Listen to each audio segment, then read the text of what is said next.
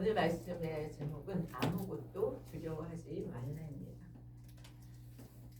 저도 그 신현균 목사님이라고 유명한 1970년대, 80년대 유명한 부흥 강사였던 목사님이 있었습니다.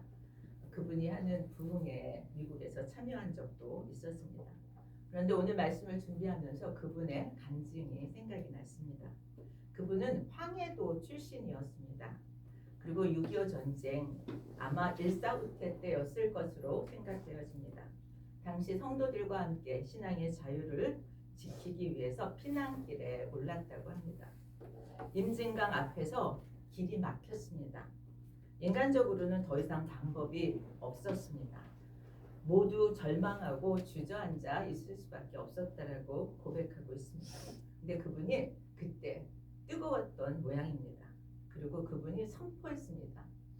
하나님께서 홍해를 가르신 것처럼 오늘 밤 임진강에 꽁꽁 얼어붙도록 해주십시오. 그렇게 기도합시다. 그렇게 요청을 했대요. 그리고 성도들과 함께 밤새 기도했답니다. 그런데 놀랍게도 영하 20도의 혹한이 몰려와서 강물이 얼어붙었고 임진강을 걸어서 그렇게 건널 수 있었다고 합니다. 절망의 상황에서 기적이 일어난 순간에 기억이고 간증이라고 얘기하는 것을 들었습니다. 인간적인 방법으로는 막다른 길이었고 절망이었습니다. 그런데 믿고 선포하고 기도했더니 자연이 역사를 해주셨다고 그렇게 이야기합니다. 믿음이 두려움을 이기고 절망을 이기게 하는 것을 믿어야 할 줄 믿습니다. 믿음이 이긴다는 찬양을 저는 참 좋아합니다. 오늘 우리도 살다 보면 인간적으로는 어쩔 수 없이 이 문제를 과연 잘 해결할 수 있을까 하는 그런 상황을 만날 때 우리는 두려움이 몰려오는 것을 경험합니다. 여러 가지 인생의 어려움들을 만날 때 이번 일도 내가 무사히 잘 해결하고 넘어갈 수 있을까? 혹시 이 문제 때문에 무너지는 것은 아닐까? 이런 생각을 하게 됩니다. 오늘 여호수아께서 여호와께서 하시는 말씀을 우리도 함께 들었으면 좋겠습니다. 오늘 6절에서 여호와께서 여호수아에게 얘기합니다. 그들을 두려워하지 말라. 내가 그들을 내 손에 붙이리라. 하나님께서 붙여주시겠다고 말씀하시고 두려워하지 말라고 말씀하시는 것이 여호수아에게만이 아니라 오늘 우리에게도 하시는 말씀으로 들으면 좋겠습니다. 오늘 말씀의 배경을 보면 이스라엘이 아모리 5 왕들의 동맹군을 완전히 섬멸하고 가나안 남부 지역을 완전히 정복했다는 소문을 듣습니다. 그 소문을 듣고 가나안 북부 지역에 정착해 있던 가나안 족속들이 충격을 받습니다. 분명히 저들을 다 물리쳤다면 자기들도 물리치고 자기들도 진멸을 당할 것이다 라고 하는 생각을 하게 됩니다. 그래서 가나안 북부 지역에 있었던 모든 가나안 왕들을 지금 하솔 왕인 야빈이라고 하는 사람이 다 불러 모으게 됩니다. 그리고 동맹을 맺어서 이스라엘을 대적하자라고 하게 되죠. 그래서 그들이 이스라엘을 대적하기 위해서 오늘 본문에 보면 메롬 강가에 진을 쳤다라고 얘기합니다.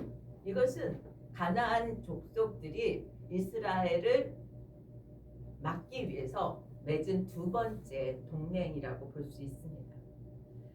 이스라엘 입장에서 보면 뭐예요? 그 왕들과 군대들이 한꺼번에 다 모였으니까 전력이 얼마나 막강했습니까?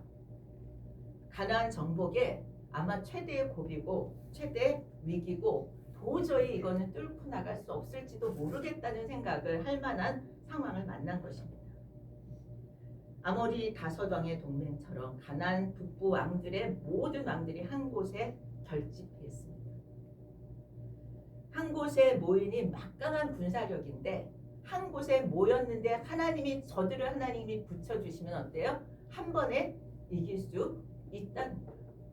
우리가 인간의 눈으로 보면 분명 이스라엘은 위기를 만났습니다. 가나안 정복을 도저히 할 수 없는 그런 장벽을 만났다고 볼 수 있습니다. 그런데 하나님이 그 앞에 하나님의 섭리와 계획이 있었다는 것을 우리는 보지 못했지만 하나님은 하고 계셨다는 거죠.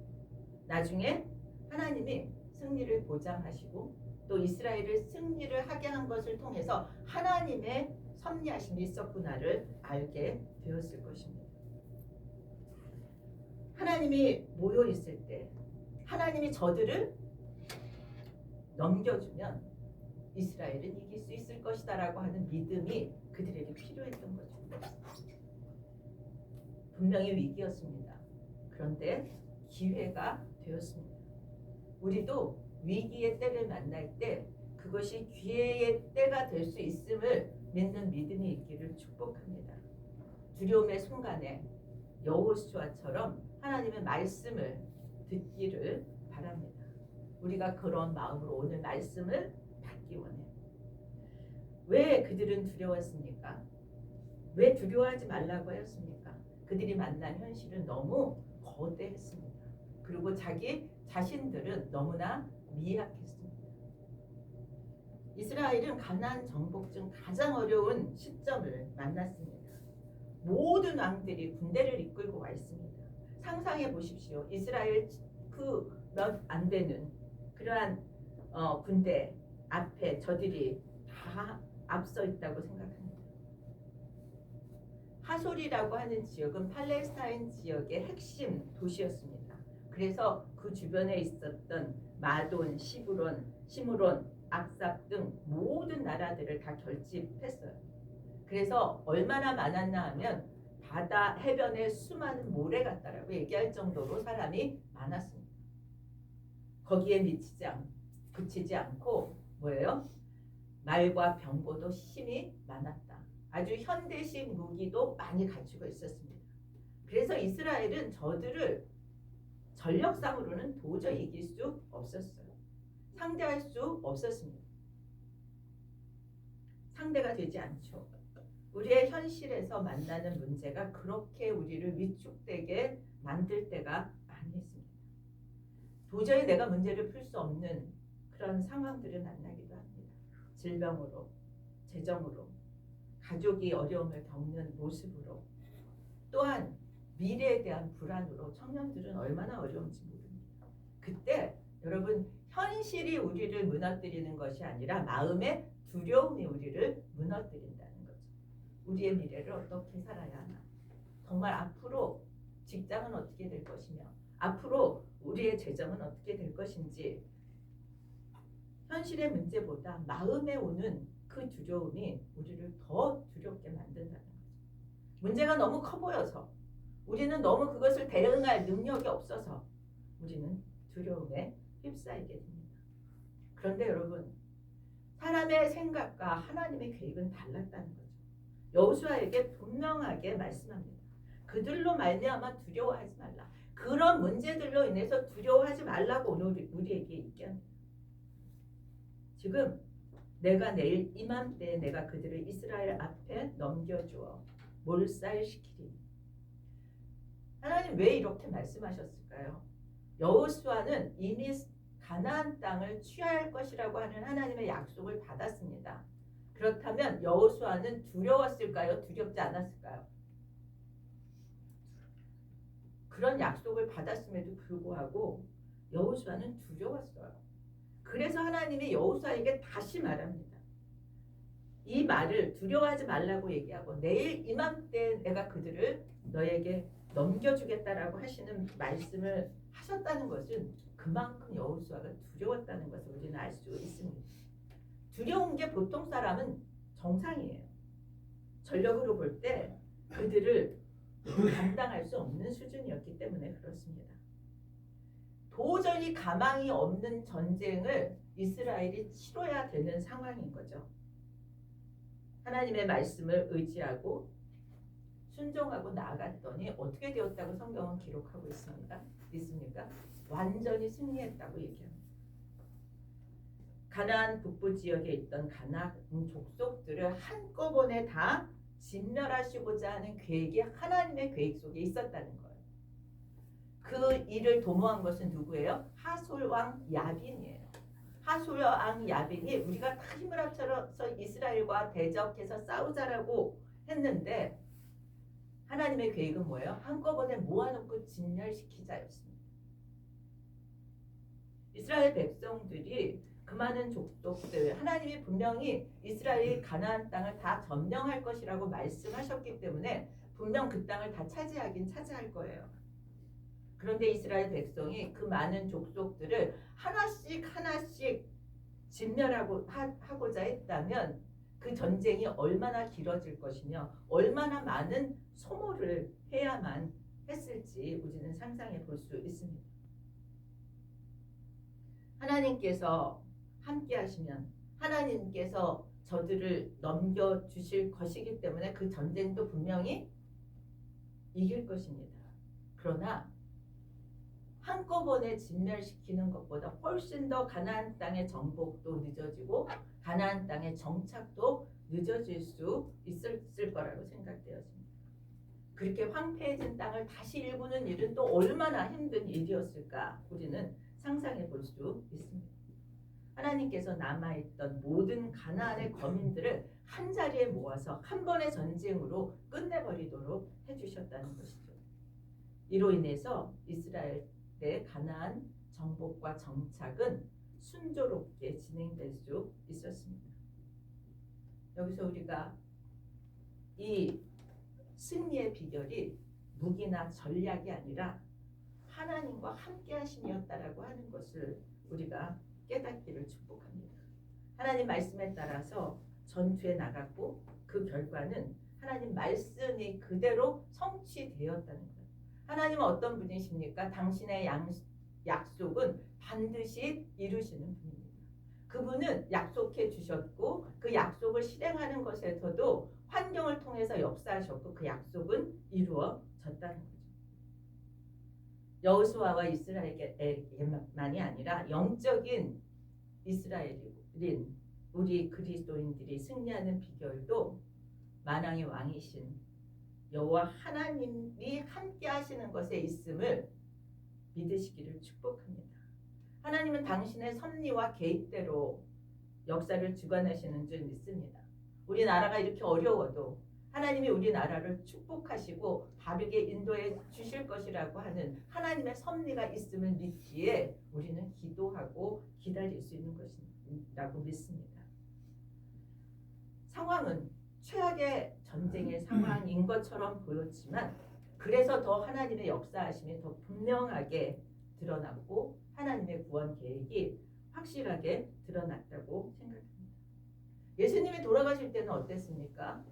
예수님이 돌아가실 때도 그렇습니다. 모든 사람들이 예수님의 십자가를 도저히 이해할 수 없었습니다. 예수님과 함께 생활하고 예수님의 기적을 그렇게 많이 보았던 제자들도 예수님의 십자가의 죽음을 이해할 수 없었습니다. 근데 하나님께서는 그 십자가의 보혈을 통해서 인간의 죄를 사하시는 모든 인류의 죄를 사하시는 어마어마한 역사를 하나님의 계획을 성취하셨습니다. 예수님의 십자가의 죽음은 누구도 감당할 수 없는 인류의 죄의 문제를 한 번에 해결하시는 사건이었습니다. 우리에게는 예수님의 최대의 위기가 뭐예요? 최고의 구원의 기회가 되었음을 알 수 있습니다. 여러분, 이 12월을 맞으면서 2025년에 시간들을 돌아보면 우리는 어려운 일들도 많이 있었습니다. 어려운 일들이 닥쳐왔다고 생각되는 순간에도 좌절하지 않고 또 넘어가고 왔습니다. 여러분, 우리의 믿음에 위기가 기회가 될 수 있음을 믿음으로 취하는 우리들이 되기를 이 12월에 그 믿음에 놀라운 은혜가 있기를 축복합니다. 위기가 크면 클수록 하나님의 구원의 역사는 더 클 것이고 더 분명하게 나타날 것을 믿으시고 하나님을 의지하는 믿음이 우리에게 더욱 부어지기를 소원합니다. 오늘 본문은 여호수아의 철저한 순종을 강조하고 있습니다. 그는 하나님의 명령에 철저히 순종했습니다. 야빈이 이끄는 가나안 북부 지역의 동맹군들을 완전히 진멸했습니다. 한 사람도 남기지 않았다라고 얘기하고 있습니다. 그거를 반복적으로 얘기해요. 한 사람도 남기지 않았다. 인간적으로 참 지키기 어렵습니다. 사람을 죽이는 일이잖아요. 그런데 살아있는 사람은 모두 칼로 쳐 죽였다라고까지 기록하고 있습니다. 가나안 족속에 대해서는 일말의 동정도 보이지 않는 아주 무서운 모습을 보여줍니다. 왜 그랬습니까? 하나님께서 모세를 통해서 하신 명령이었기 때문에 진멸했습니다. 왜냐하면 가나안 땅은 누구에게 약속해 주신 땅이에요? 아브라함에게 약속해 주셨던 땅이에요. 그리고 지금 그것이 성취되는 순간입니다. 그래서 그 땅은 다른 민족들과 함께 거할 수 없다라고 하는 거예요. 거룩치 않은 부정한 자들과 거룩한 땅에 함께할 수 없기 때문에 진멸하고, 그들과 함께할 경우에는 뭐예요? 이스라엘이 저들을 닮아 범죄할 가능성이 커지기 때문에 그들을 진멸하라고 했고, 여호수아는 그것을 그대로 지켰습니다. 6절에 보면 하나님께서는 여호수아에게 가나안 동맹군과의 전쟁에서 진멸시켜야 하는데 진멸시키는 것으로 그치지 않습니다. 그들의 말에 뒷발, 힘줄을 끊고 병거를 불사르라. 여러분, 말과 병거는요 너무나 중요한 것입니다. 전쟁을 할 때 꼭 필요한 것이고, 이스라엘은 말과 병거가 없었습니다. 그들이 전쟁에서 뭐예요? 전리품으로 얻은 이것은 가나안 땅에서 사는데 너무 필요한 것이었습니다. 그런데 하나님이 그것을 뒷발 힘줄을 자르고 병거를 불살라서 그것을 이스라엘이 쓰지 못하도록 명령하신 거예요. 참 야속한 명령이라고 생각되어집니다. 얼마나 유용하게 잘 쓸 수 있는데 그것을 못 쓰도록, 말이 달릴 수 없도록 뒷발 힘줄을 끊으라고 하셨는지 우리는 생각해 볼 필요가 있습니다. 이스라엘이 그 병거와 말을 그대로 사용했다면 그 나머지 전쟁들은 뭐예요? 말과 병거로 하는 전쟁을 치루었을 거라는 거죠. 그것을 믿고 그것을 의지하게 되었을 거라는 거죠. 하나님이 계속해서 이스라엘 백성에게, 우리에게 가르쳐 주시고 싶은 것은 하나님의 백성의 승패는 전력에 있지 않다. 하나님 나에게 있다라고 하는 것을 계속해서 기억하라는 말씀입니다. 하나님 온전히 의지할 때만 이스라엘이 승리할 수 있다라고 말씀하시는 거죠. 하나님은 우리가 승리하는 삶을 살 수 있는 유일한 의지할 대상이라는 것입니다. 우리는 자꾸 보이는 것들 때문에 보이지 않는 하나님을 보지 못할 때가 너무 많이 있습니다. 보이는 현실에서의 물질이나 권세나 사람이나 우리의 가족이나 도와줄 수 있는 우리의 가족이나 자꾸 그런데 더 의지하고 싶은 경향을 가지고 있습니다. 그런데 하나님은 그 말과 병거를 포기하게 함으로써 하나님만 의지하라고 하시는 말씀을 오늘 우리에게 주고 있습니다. 세상적인 의지들을 내려놓고 하나님을 온전히 의지할 때 하나님이 도와주신다는 것을 얘기해요. 시편 20편 7절입니다. 제가 너무 좋아하는 말씀인데, 어떤 사람은 병거, 어떤 사람은 말을 의지하나 우리는 여호와 우리 하나님의 이름을 자랑하리로다. 여러분, 이 믿음이 되어지길 축복합니다.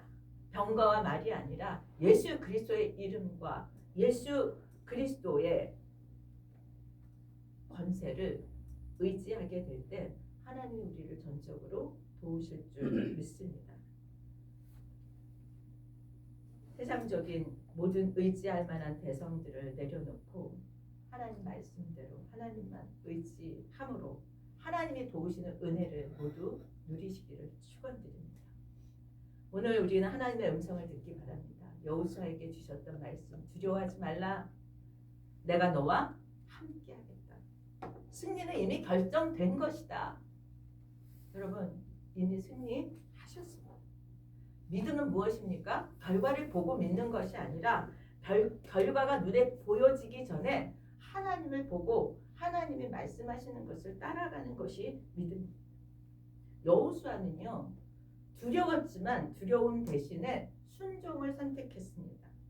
여호수아는 모든 군사와 함께 메론 물가로 가서 갑자기 습격했다고 얘기해요. 저는 왜 갑자기라는 말을 썼을까를 생각해 보았습니다. 차근차근하지 않고 거기 가서 메론 강가에 있는 그 많은 사람들을 보면 감히 진격할 수 없었을 것 같아요. 그래서 그냥 에라 모르겠다 그냥 가자 말씀하셨으니 이러고 갑자기 습격하지 않았을까 나름의 상상을 해보았습니다. 두려움이 저를 움직이지 못하게 막지 않도록 하나님 말씀 그대로 순종하기 위해서 갑자기 그는 습격하지 않았을까라는 생각을 합니다. 순종은요, 생각해서 할 수 있는 것이 아니기 때문에 그렇습니다. 생각하면 할 수 없습니다. 이론으로 따지고 합리적인 계산을 하면 할 수 없는 게 순종입니다. 여호수아는 자신의 두려움이라고 하는 감정보다 하나님의 말씀을 붙잡았습니다. 여호수아는 타당성을 계산하기보다 순종을 택했습니다. 여호수아는 두려움보다 그냥 믿음으로 움직이기로 결정했습니다. 그래서 결과가 어떻게 되었습니까? 15절 말씀 함께 보겠습니다. 여호와께서 그의 종 모세에게 명령하신 것을 모세는 여호수아에게 명령하였고 여호수아는 그대로 행하여 여호와께서 모세에게 명하신 모든 것을 하나도 행하지 아니한 것이 없었더라. 지금 여호수아를 통해서 하나님이 명령하신 것이 다 이루어졌다라고 얘기합니다. 여호수아는 하솔을 비롯한 성읍들을 하나님 명령대로 다 진멸했습니다. 말씀을 따라서 했기에 뭐예요? 완전한 승리를 거두었습니다.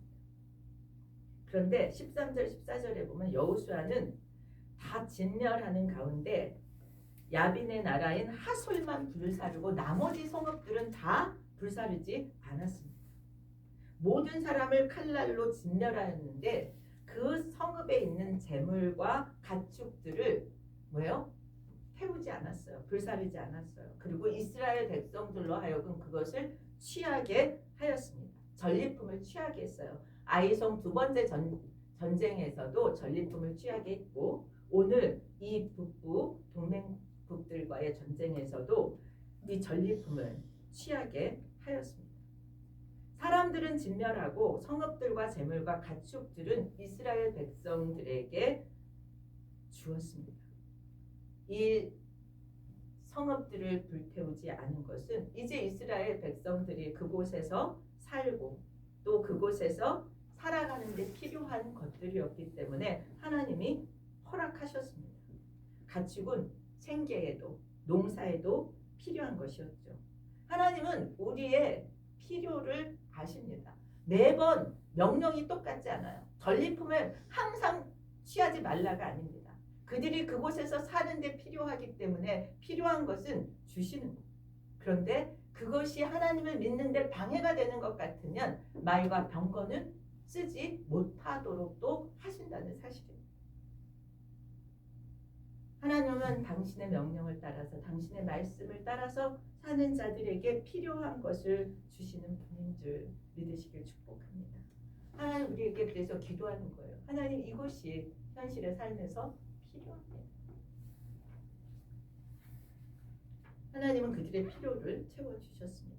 그들의 전쟁은 물자도 없었습니다. 적군을 어떻게 싸워서 이길 수 있는 그런 것이 아무것도 없었습니다. 그런데 말씀만 믿고 여리고성을 점령하는 것에서부터 말도 안 되게 성 주위를 도는 것에서부터 순종하며 따라갔습니다. 그랬더니 뭐예요? 가나안 땅에 이제 남부 북부를 다 정복하게 되고 필요한 것들까지 공급하시는 하나님을 경험합니다. 하나님의 명령을 따를 때 우리의 필요를 채우시는 하나님을 경험하게 되기를 축복합니다. 마태복음 6장 33절에 우리가 너무나 잘 아는 말씀입니다. 먼저 그의 나라와 그의 의를 구하라. 그리하면 이 모든 것을 너희에게 더하시리라. 하나님의 말씀을 따르는 것이 우리의 우선순위가 되기를 축복합니다. 그리고 그 후에 말씀을 따라 사는 삶으로 승리의 비결을 우리가 체험하게 되기를 축복합니다. 두려워하지 말라고 하셨는데 어떻게 두려워하지 않을 수 있는가가 우리는 참 중요한 구체적인 방안이 우리에게 필요합니다.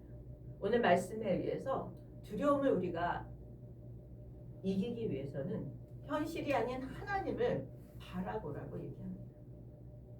두 번째는 하나님의 약속을 붙들고 명령을 따르는 것입니다. 하나님 오늘 우리에게 말씀하십니다. 두려워하지 말라. 내가 너와 함께 합니다. 하나님 함께 하심을 누리시길 축복합니다. 오늘 우리는 이 말씀을 생각하면서 잠시 좀 생각해 봤으면 좋겠습니다. 나는 그렇다면 가장 두렵게 하는, 나를 두렵게 하는 현실의 문제는 뭘까? 이것을 직시할 필요가 있습니다. 무엇이 두려우십니까? 그 두려운 현실의 문제에서 내가 바라보는 것은 무엇인지, 그 문제인지 하나님인지 우리 생각해 보시기 바랍니다. 만약에 우리가 그 문제에 너무 집착하느라고 하나님을 바라볼 수 없어서 두려움에 빠진다면 우리의 시선을, 방향을 바꾸시기를 축복합니다. 그리고 오늘 하나님께 순종을